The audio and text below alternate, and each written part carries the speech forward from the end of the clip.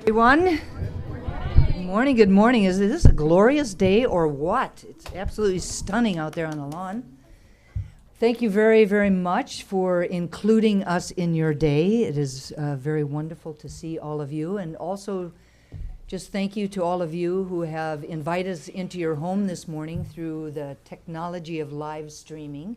It is very nice to have you with us, or actually rather to be with you in your homes. Thank you. Is there anyone that's here for the very first time? I do know that that is absolutely true. Absolutely true. So welcome. Yay. Yay. My name is Reverend Dusty Ripplemeyer. For those of you who haven't met me yet, I am the spiritual director of this amazing community. We are part of a larger organization called Centers for Spiritual Living, and we follow and teach the teachings of Ernest Holmes. We believe that there is one power and presence. We typically call it God, but it can go by very many names. And that it is a benevolent and loving presence in our lives, not something outside of ourselves, but actually something within us. And we also believe that its creative power is our creative power, and that through it, in co-creation, we can create lives that we absolutely love to live and that are absolutely perfect for everyone on the planet. So I'm grateful for your being here. Thank you. Today's reading is from Ernest Holmes. Ernest says, realizing that conscious thought operates through a power which is infinite, we see that there can be no limit to the power to heal other than the limit of our own ability to conceive that power as healing. We are limited not by principle, but by our own inability to see perfection. Our thought can bring out a condition as perfect as we can conceive.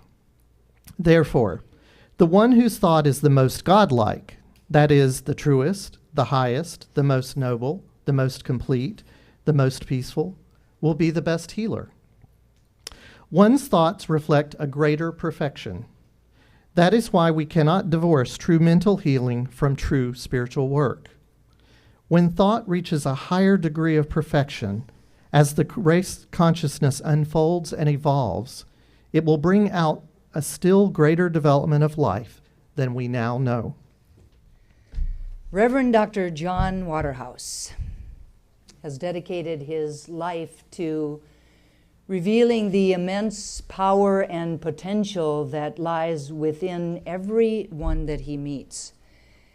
He is an accomplished speaker and teacher, has written 2 books, was the first president of our international spiritual organization, the Centers for Spiritual Living, and has inspired thousands of people throughout the world.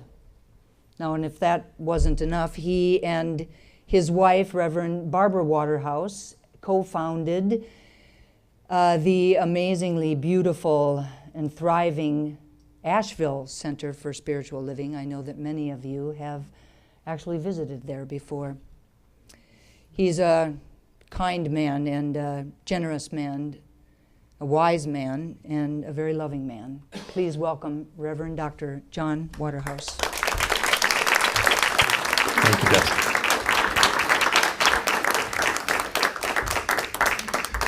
Hi, everybody. I am so glad to be with you here today. Let's see, last time I was here, it was 2004, I believe. That was when your offices were upstairs and Denise Schubert was your senior minister. It's good to see you all are doing so well. I love the new layout, and you're in good hands with Dusty. You know that. I just wanted you to know that I know it. And speaking of being generous, thank you for those kind words. This is a very generous community, and I can say that so clearly because next Saturday, Barbara and I are bringing 6 of our students, our practitioner students up here for their oral panels. And you're hosting that for us, and we are so grateful that they'll actually become new practitioners in our movement right here on this property. So yay. So thank you for that. Thank you so much. Let's see, the title of my talk is Red, White, and Blue Celebration. I was confused. I thought that was the dress code. So I did dress accordingly. And I will say something before I get into what I really wanted to come share with you with regard to our country, something that I find many of our communities are grappling with right now, and that's how to reconcile how things are going with our government.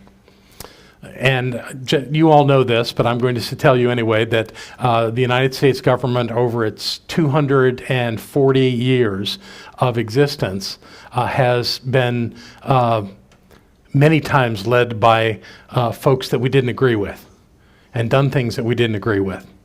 And that's the nature of life. When you've got this many millions of people under one organizational structure called the United States of America, we're not all always going to agree. But one thing's true is that the divine presence dwells as much within the United States of America and its governance as it does anywhere, because that's the nature of things. We who are on this spiritual path know that God's in the midst of it all no matter what. And Emerson said something very interesting. He said, even in the muck and mire of things, something sings. And that sings is the presence of the divine. So when we are critical of our government, not that you don't have the right to be critical. It is more productive and valuable on this spiritual path to recognize that God's in the midst of it, and we may not be able to see all the good that will come from it, but it is coming. And we have been on this path, circuitous route it may be, but we've been on it for a long time, and we will continue, and we will prosper because we are a great nation in the world. Do you agree? Yes. Yeah. There's your July 4th talk. I got something else going on in my life that I've come to share with you today. Many years ago, I sat in circle with a Native American shaman. He's Cherokee. His name was Will Rocking Bear.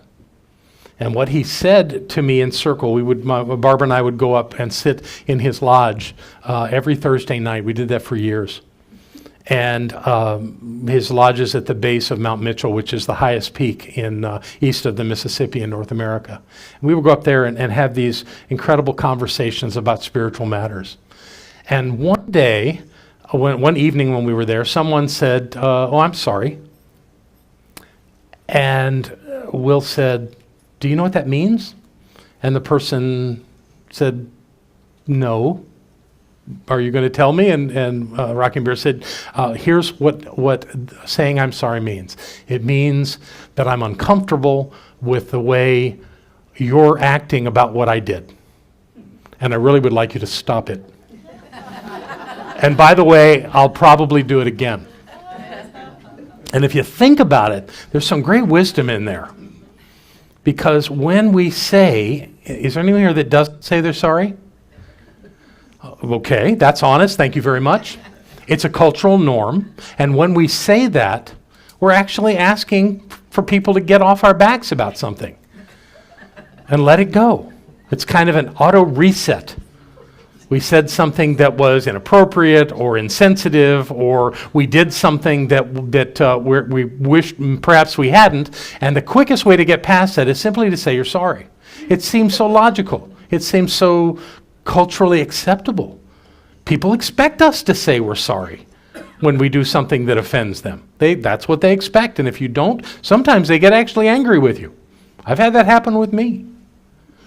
But do you know what you're saying when you're saying you're sorry? Yes, exactly what Rocking Bear said. But let me give you a little background on the root of this idea of sorry.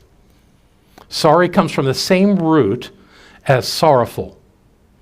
It also comes from the same root as the word sore. So thank you, Jim, for great reading. I recommended that.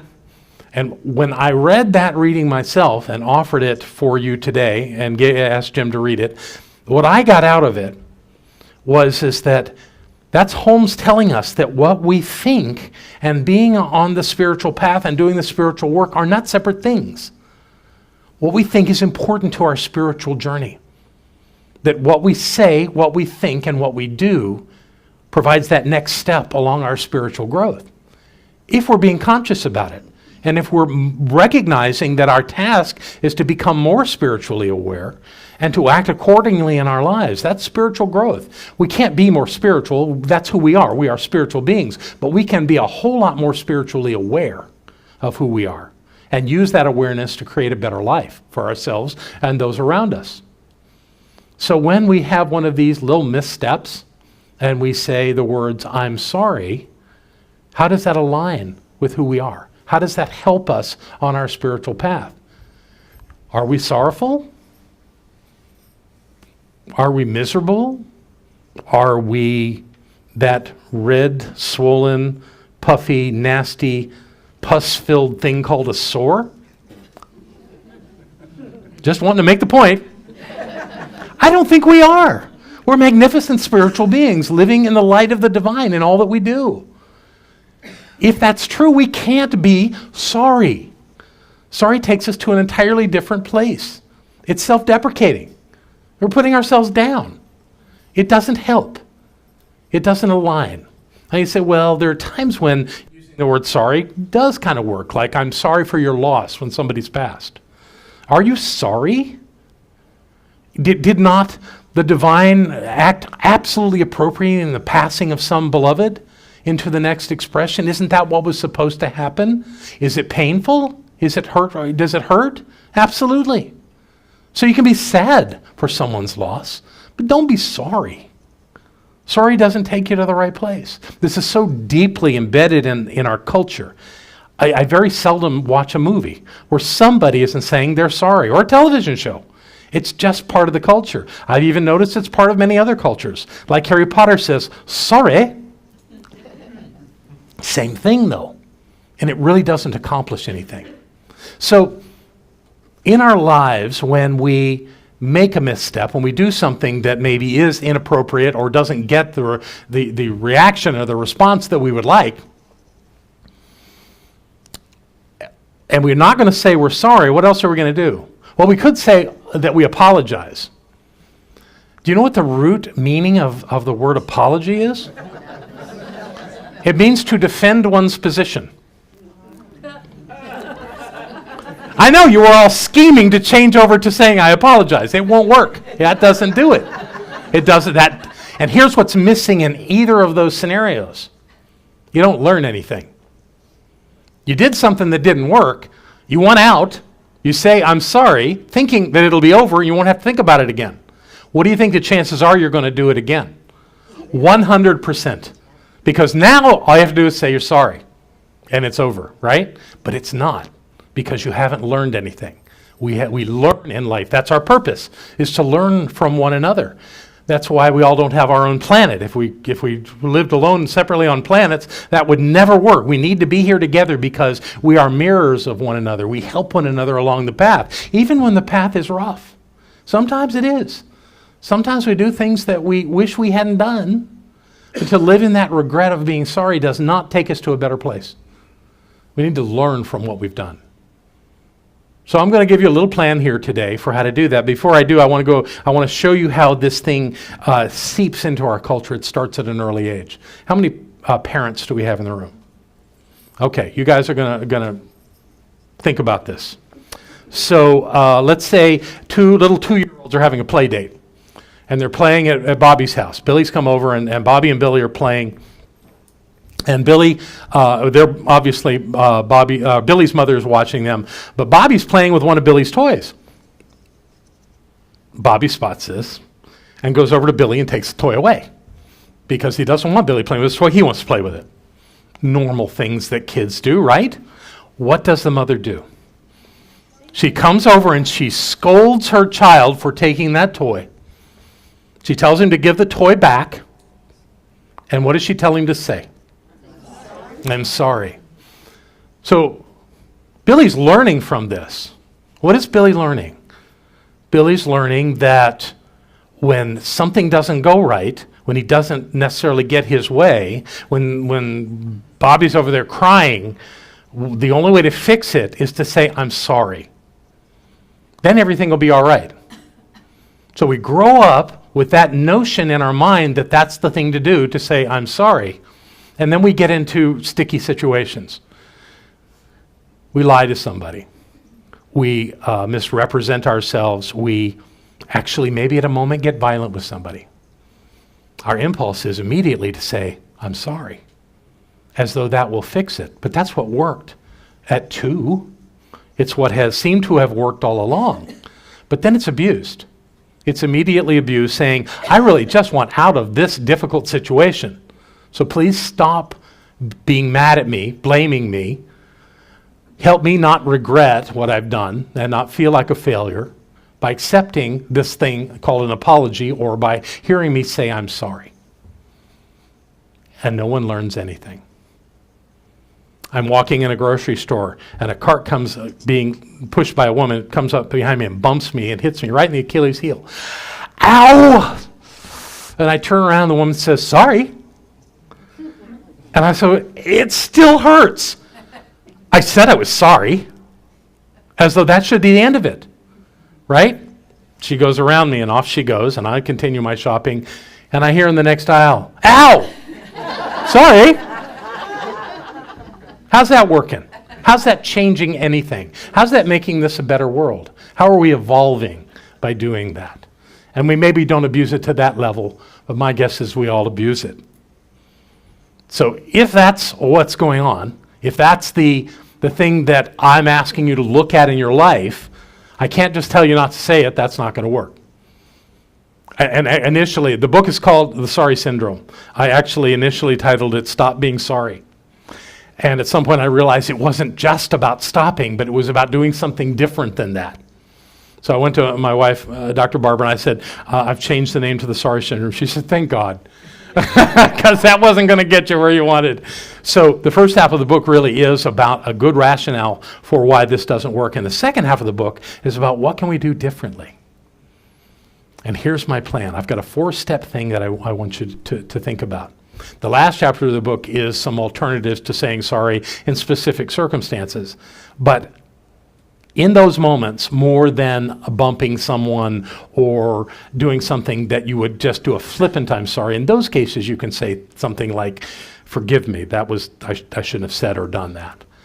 You can let those little ones go with just asking for forgiveness or asking to be excused for having done that. And those pass very quickly. But these in life, where we say something that was hurtful or we did something that was harmful, we have to do more than that. We can't just ask for forgiveness and think that's okay. We've got to learn something. How can we learn from this? Here's my 4-step plan. First of all, get the attention of the person who seems to have been offended in this moment. Look them in the eyes and tell them what you did. And you go, well, they know what I did. Well, maybe. Tell them what you believe you did. I said this. I did that. Be very clear about it. And then tell them what you believe happened from that thing that you did. Your feelings were hurt. You got angry. You're upset with me. You're keeping a distance from me. Whatever it is that you're observing happened as a result of what you did, tell them. Step 3, ask them what they experienced. What happened for you? And in that moment, you have to be absolutely sincere. You can't just do this casually. You have to really be paying attention.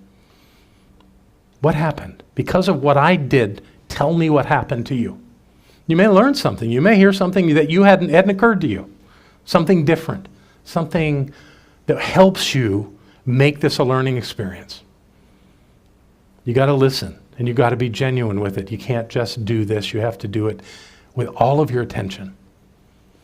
And when they've said everything they want to say to you, and it may be really hard to hear, when they've said everything they possibly can know about this, then you have to do something different. You have to make some promise, but not to them. That's already done. But make the promise to yourself. I learned that from Will Rocking Bear too, that we don't make promises to other people, we make them to ourselves. And people are our witness. So tell them what you're going to do differently.